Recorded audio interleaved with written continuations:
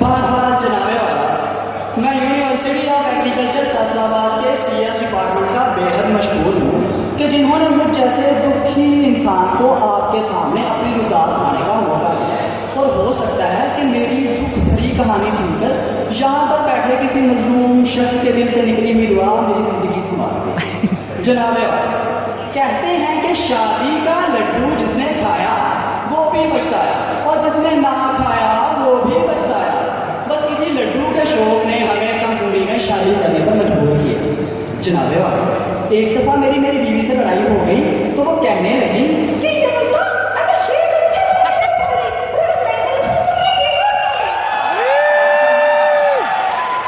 تو جناب والا میں نے سوچا کہ مرنا تو دونوں طرف سے تھا ہی، تو کیوں نہ پھر پڑوسن سے آنکھ لڑا کر بیٹھے۔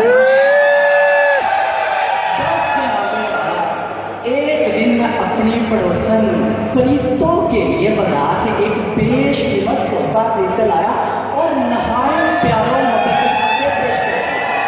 بدقسمتی سے جب یہ خبر بیگ میں اقدس تک جا پہنچی تو کاشا نے اقدس کا پرزا لگ اٹھا۔ مجھے بیک وقت بیوی کو ہمیں بس بیگ سے تیزی جلالے اکبری اور کے چلی دکھائی دینے لگے۔ جناب والا، میں نے بھی سیاست دان کی طرح 5 سال پلڑنے میں عقل مندی سوچی اور کہا بیگم، اللہ ہمارے پیار کو نظر نہ لگائے، یہ سب تو افواہیں ہیں۔ کون کہتا ہے کہ ہم تم میں لڑائی ہوگی؟ کون کہتا ہے کہ ہم تم میں لڑائی ہوگی؟ یہ ہوائی تو کسی دشمن کی اڑائی ہوگی۔ مگر جناب والا، بیگم نے نہ آؤ دیکھا نہ تھا، اپنا 8 نمبر کا جوتا اٹھا کر مجھ پر ڈرون حملہ کر دیا۔ یہ تو میری خوش قسمتی تھی کہ میں بدر نیچے جھک گیا اور یہ 8 نمبر کا جوتا مجھ سے ملنے کے لیے آئے ہوئے میرے دوست کے پیچھے کا انور پر جا رہا تھا۔ جناب والا، میں بھی جذباتی انداز سے پڑھا۔ میں نے کہا بس بیگم، بس بہت ہو چکی، میرے صبر کا پیمانہ نپیڑ ہو چکا، یہ ظالمانہ سلوک بند کرو۔ کہیں ایسا نہ ہو کہ میں مظلوم شوہروں کی فوج تشکیل دے کر علم بغاوت بلند کر دوں اور ہمارا لشکر جزا تم جیسی نافرمان بیویوں کا قلعہ تباہ کرنے کے لیے میدان عمل میں اترا۔ جناب والا، میں آگے بولنے ہی والا تھا کہ مجھے اپنی عافیت کے لیے راہ فرار کیا کرنا پڑی، کیونکہ محترمہ 8 نمبر کا ایک اور جوتا اٹھا کر مجھ پر ڈرون حملہ کر چکی تھی۔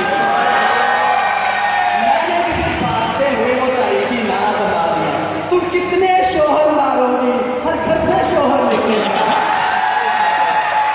جناب والا، بیوی کی سوچ نہایت چھوٹی ہوتی ہے۔ سوچ کیا، ان کا تو دل بھی بہت چھوٹا ہوتا ہے۔ یہ بات میں ایسے نہیں کہہ رہا، میں اس بات کا ثبوت بھی پیش کر سکتا ہوں۔ اب دیکھیے، بیوی کے دل میں صرف شوہر کے لیے محبت ہوتی ہے اور شوہر کے دل میں محبوبہ کے لیے، بیوی کی دوست کے لیے، دوست کی دوست کے لیے، اوپر والی کے لیے، سامنے والی کے لیے، کام والی کے لیے،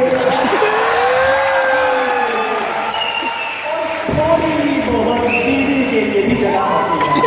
واقعی جناب والا، واقعی بیوی کا دل نہایت چھوٹا اور شوہر کا دل بہت بڑا۔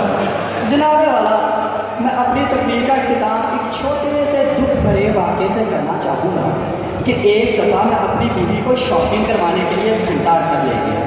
وہاں پر ایک خوبصورت تو شیزہ کو دیکھ کر میری نظریں بے اختیار اس پر چل گئی۔